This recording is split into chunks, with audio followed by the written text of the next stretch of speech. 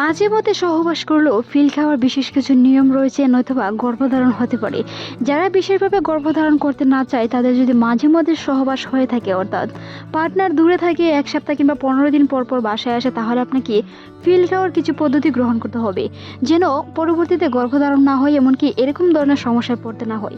এই ভিডিওতে আলোচনা করব কয়েকটি বিষয় নিয়ে। আশা করছি ভিডিওটি মনোযোগ সহকারে দেখবেন। বিশেষজ্ঞরা বলে থাকেন, একজন মা যদি গর্ভধারণ করতে চায়, সে বড়ি বন্ধ করার সাথে সাথেই পরবর্তীতে ডিম্বস্ফোরণ হয়, এমনকি গর্ভধারণ খুব সহজেই হয়ে যায়। কারো ক্ষেত্রে কিছুটা সময় নিতে পারে যারা দীর্ঘদিন ধরে পিল খেয়ে থাকেন। তবে যদি আপনি গর্ভনিরোধ করতে চান, অর্থাৎ সন্তান না নিতে চান, সেই ক্ষেত্রে আপনাকে নিয়মিত পিল খেয়ে যেতে হবে। যদি আপনি মাঝে মাঝে সহবাস করে থাকেন, অর্থাৎ 1 সপ্তাহ থেকে 15 দিন পরে, তাহলেও আপনাকে পিল নিয়মিত খেতে হবে। যদি আপনি অন্ততপক্ষে 1 মাস পরে সহবাস করে থাকেন, সেই ক্ষেত্রে পিল আপনাকে 1 সপ্তাহ আগ থেকে খেলেই চলবে। যদি আপনি ধরেন 1 সপ্তাহ আগে থেকে পিল নিয়মিত খেয়ে যাচ্ছেন, পরবর্তীতে যদি আপনি সহবাস করেন, সেই ক্ষেত্রে গর্ভধারণ হবে না।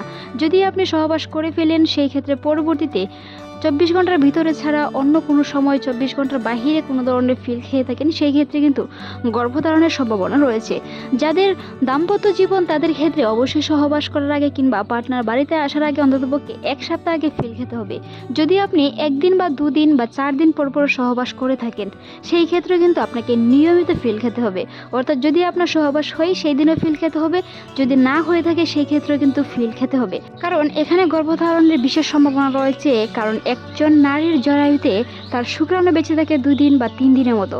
যদি আপনি সেই সময়তে পিল না খেয়ে থাকেন, তাহলে কিন্তু আপনার ওই সময়টাতে ডিম্বস্ফোরণ হয়ে গর্ভধারণ হয়ে যেতে পারে।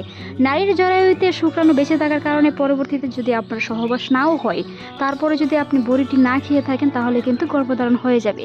তাই যদি আপনি মাঝে মাঝে 2 থেকে 4 দিন পর পর সহবাস করে থাকেন, সেই ক্ষেত্রেও কিন্তু রেগুলার পিল খেয়ে যেতে হবে। অনেকে আমাদের কমেন্ট করে থাকেন, লাল বড়ি খেলে মাসিক হবে কিনা, লাল বড়ি খাওয়াকালীন সহবাস করা যাবে কিনা, সহবাস করলে বাচ্চা হবে কিনা। বিশেষজ্ঞরা বলে থাকেন, প্রেমিকন পিল বা যে কোনো ধরনের গর্ভনিরোধ পদ্ধতির মাধ্যমে যে পিলগুলো বা বড়িগুলো থাকে, খয়েরি রঙের লাল বড়িগুলো হচ্ছে আয়রনের ঘাটতি পূরণ করে, অর্থাৎ সেগুলো খেলে অনেক সময় মাসিক হতে পারে বা নাও হতে পারে, তবে মাসিক হওয়ার সম্ভাবনা বেশি থাকে। যদি আপনার লাল পিলগুলো খাওয়ার কারণে মাসিক হয়, তাহলে নিয়মিত 7 দিন পর্যন্ত খেয়ে যাবেন। সেটি আপনার শরীরের ক্লান্তিতা বা দূর করে, শরীরের আয়রনের ঘাটতি পূরণ করে, এছাড়াও শরীরের রক্ত ক্লিয়ার করতে সহায়তা করে। মাসিকের সময় যে রক্ত বের হয়, তা আপনি লাল বড়িটি খেলে নিয়মিতভাবে ক্লিয়ার হয়ে যায়।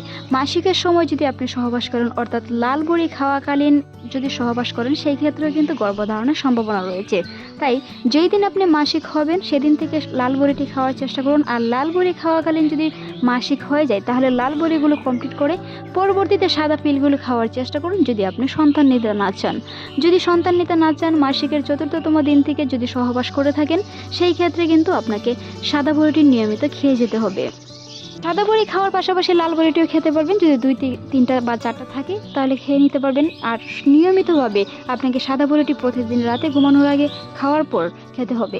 মনে রাখতে হবে, যদি ভুলে যান, পরবর্তী সময়ে একই সময়ে আপনাকে 2টি বড়ি খেতে হবে, অর্থাৎ একই দিনে 2টি বড়ি খেতে হবে। পরবর্তীতে যখনই মনে হবে ভুলে যাওয়া, ওষুধটি খেয়ে নিতে হবে। অনেকে কমেন্ট করে থাকেন, সাদা বড়িটি খেলে অনেকের শরীর ঝিমঝিম করে, ক্লান্তিতে অনুভব হয় কিংবা বমি বমি ভাব হতে পারে। সেটা অনেক সময় শরীর দুর্বলতার কারণে হতে পারে। পর্যাপ্ত পরিমাণে পুষ্টি সমৃদ্ধ খাবার খেতে হবে। গরম দুধ খাওয়ার চেষ্টা করুন, সেটি মাঝে মাঝে অনেকের হয়ে থাকে, তবে পরবর্তী সময়ে যখন আপনি রেগুলার খেয়ে যাবেন, সেই সমস্যাটি এড়ানো সম্ভব। মনে রাখতে হবে, বড়ি খেলে পর্যাপ্ত পরিমাণে পানি, পুষ্টি সমৃদ্ধ খাবার, দুধ, ডিম ইত্যাদি খাওয়ার চেষ্টা করুন।